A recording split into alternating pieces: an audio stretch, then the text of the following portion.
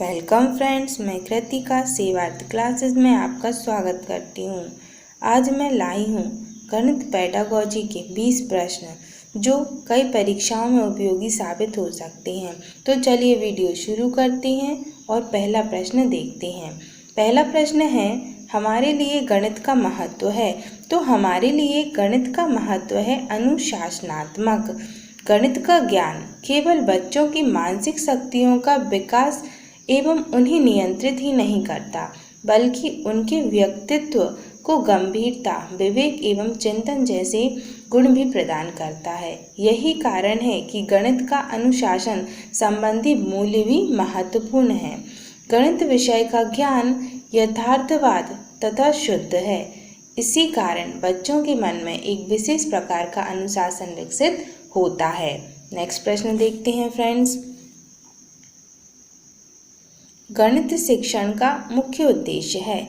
तो गणित शिक्षण का मुख्य उद्देश्य है मनोवैज्ञानिक दृष्टिकोण का विकास। गणित शिक्षा मनोवैज्ञानिक दृष्टिकोण से भी उपयोगी है। गणित के अध्ययन से बालकों की मनोवैज्ञानिक आवश्यकताओं की पूर्ति होती है। गणित में क्रियाओं तथा अभ्यास कार्य पर अधिक बल दिया जाता है, जिसके कारण गणित का ज्ञान अधिक स्थायी हो जाता है। गणित शिक्षण मनोविज्ञान के विभिन्न नियमों एवं सिद्धांतों का अनुसरण करता है। उदाहरण के लिए गणित में छात्र करके सीखना, अनुभव द्वारा सीखना तथा समस्या समाधान आदि महत्वपूर्ण मनोवैज्ञानिक सिद्धांतों के आधार पर ज्ञान प्राप्त करते हैं। नेक्स्ट प्रश्न देखते हैं फ्रेंड्स। गणित शिक्षण में किस सहायक सामग्री का उपयोग सबसे अधिक किया जाता है। तो आप सभी जानते हैं कि गणित शिक्षण में श्यामपट्ट एवं चौक का सबसे अधिक उपयोग किया जाता है। नेक्स्ट प्रश्न देखते हैं फ्रेंड्स।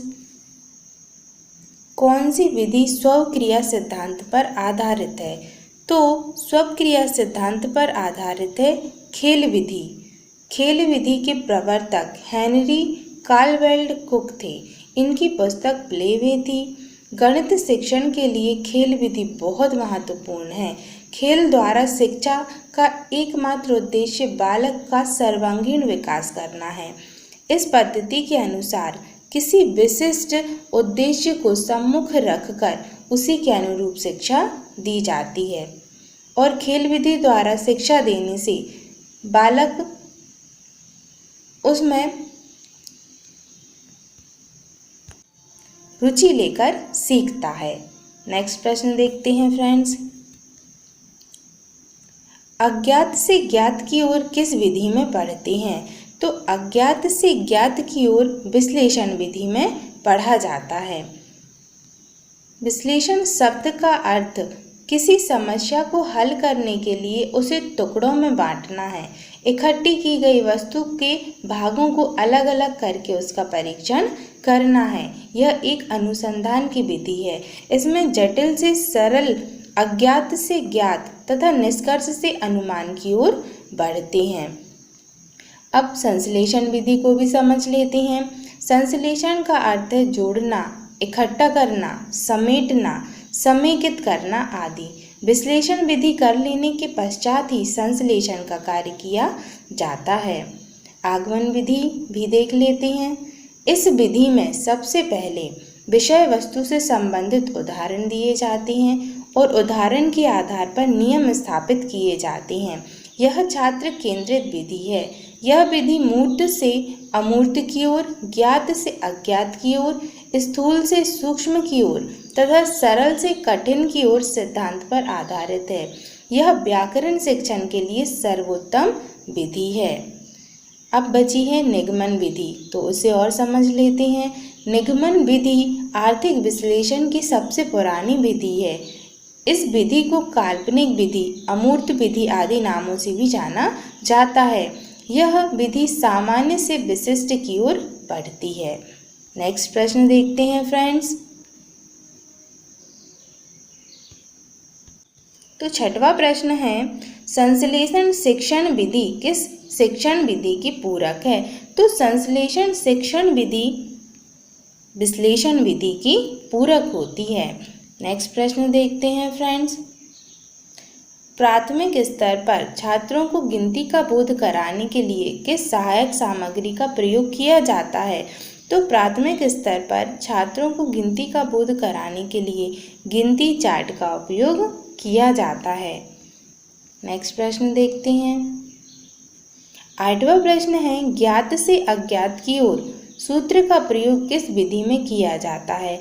तो जैसे कि अभी देखा, ज्ञात से अज्ञात की ओर सूत्र का प्रयोग आगमन विधि में किया जाता है। नेक्स्ट प्रश्न देखते हैं। सृजनात्मकता का मुख्य घटक है? तो सृजनात्मकता का मुख्य घटक है मौलिकता। सृजनात्मकता एक मानसिक संक्रिया है जो भौतिक परिवर्तनों को जन्म देती है। सृजनात्मकता किसी विचार, वस्तु, कला, साहित्य से संबद्ध किसी समस्या का समाधान निकालने आदि के क्षेत्र में कुछ नया रचने, आविष्कार करने या पुनर्सृजित करने की एक प्रक्रिया है। नेक्स्ट प्रश्न देखते हैं फ्रेंड्स। 10वां प्रश्न है, बाल केंद्रित शिक्षा में गिनती सिखाई जाती है। तो जो बाल केंद्रित शिक्षा है उसमें गिनती वास्तविक पदार्थों से सिखाई जाती है, जो हमारे दैनिक जीवन में उपयोग किए जाते हैं पदार्थ, उनके माध्यम से। नेक्स्ट प्रश्न देखते हैं फ्रेंड्स। 11वां प्रश्न है, सृजनात्मकता का सीधा संबंध है। तो सृजनात्मकता का सीधा संबंध होता है मौलिकता से। 12वां प्रश्न है, मूल्यांकन होता है। तो मूल्यांकन होता है प्राप्त उद्देश्यों की प्राप्ति का। मूल्यांकन 2 शब्दों से बना है, मूल्यधन, अंकन। यह अंग्रेजी के इवैल्यूएशन शब्द का हिंदी रूपांतरण है। मूल्यांकन अंकों का विश्लेषण करता है और उसकी तुलना दूसरों से करके एक सर्वोत्तम वस्तु या व्यक्ति का चयन करता है। मूल्यांकन 2 प्रकार का होता है। पहला संरचनात्मक मूल्यांकन, दूसरा है योगात्मक मूल्यांकन। मूल्यांकन की 2 विधियां भी होती हैं। पहला है अप्रमापीकृत विधि और दूसरी है प्रमापीकृत विधि। नेक्स्ट प्रश्न देखते हैं फ्रेंड्स। 13वां प्रश्न है, नैदानिक परीक्षाएं किस प्रकार के बच्चों के लिए आयोजित की जाती हैं? तो नैदानिक परीक्षाएं मंदबुद्धि बालकों के लिए आयोजित की जाती हैं। व्यक्ति में किसी प्रकार की असामान्यता, अयोग्यता, अक्षमता, व्यतिक्रम अथवा व्याधि के स्वरूप की ठीक पहचान अर्थात निदान नैदानिक परीक्षण कहलाता है। नैदानिक परीक्षण की अब हजारों तरह की प्रश्नावलियां एवं पद्धतियां चल पड़ी हैं, जिसमें व्यक्ति के मनोजगत की सूक्ष्म विकृति की पहचान प्रायोगिक धरातल पर कर ली जाती है। ये परीक्षण व्यक्तिगत रूप से भी हो सकते हैं और सामूहिक रूप से भी। मंदबुद्धि बालक की बुद्धि लब्धि 80 या 85 से कम होती है। नेक्स्ट प्रश्न देखते हैं फ्रेंड्स। नेक्स्ट प्रश्न है, गणित पढ़ाने में शिक्षक को प्राप्त उद्देश्यों की पूर्ति हेतु किसकी आवश्यकता होती है? तो गणित पढ़ाने में शिक्षक को प्राप्त उद्देश्यों की पूर्ति हेतु पाठ्य वस्तु की आवश्यकता होती है। पाठ्य वस्तु में निर्धारित पाठ्य विषयों से संबंधित क्रियाओं का ही समावेश होता है। इस प्रकार पाठ्य वस्तु के अंतर्गत किसी विषय वस्तु का विवरण शिक्षण के लिए तैयार किया जाता है, जिसे शिक्षक छात्रों को पढ़ाता है। नेक्स्ट प्रश्न देखते हैं फ्रेंड्स। 15वां प्रश्न है, सामान्य से विशिष्ट की ओर का सिद्धांत लागू होता है। तो सामान्य से विशिष्ट की ओर का सिद्धांत आगमन विधि में लागू होता है, जैसा कि हम ऊपर देख चुके हैं। नेक्स्ट प्रश्न देखते हैं फ्रेंड्स। नेक्स्ट प्रश्न है, गणित सभ्यता का दर्पण है, यह किसने कहा? तो गणित सभ्यता का दर्पण है, यह कथन है हॉगबैन का। नेक्स्ट प्रश्न देखते हैं फ्रेंड्स। नेक्स्ट प्रश्न है, नए सूत्र एवं नियम प्रतिपादित किए जा सकते हैं।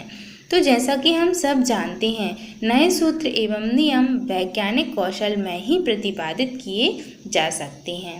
नेक्स्ट प्रश्न देखते हैं फ्रेंड्स। 18वां प्रश्न है मूल्यांकन की परिभाषा दी है।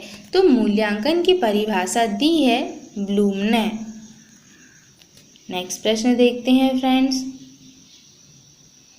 19वां प्रश्न है प्रतिभावान एवं मंदबुद्धि बालकों को बांटने के लिए प्रश्न पत्रों में क्या विशेषता होनी चाहिए।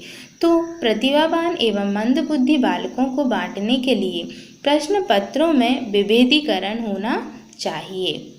नेक्स्ट प्रश्न देखते हैं फ्रेंड्स। 20वां प्रश्न है तार्किक चिंतन एवं मूर्त से क्रियाशीलता आवश्यक है। तो तार्किक चिंतन एवं मूर्त से क्रियाशीलता बाल केंद्रित शिक्षा में आधारित है। बाल केंद्रित शिक्षा में बालक को केंद्र मानकर शिक्षा दी जाती है। यदि वीडियो पसंद आया है तो लाइक करें, सब्सक्राइब करें।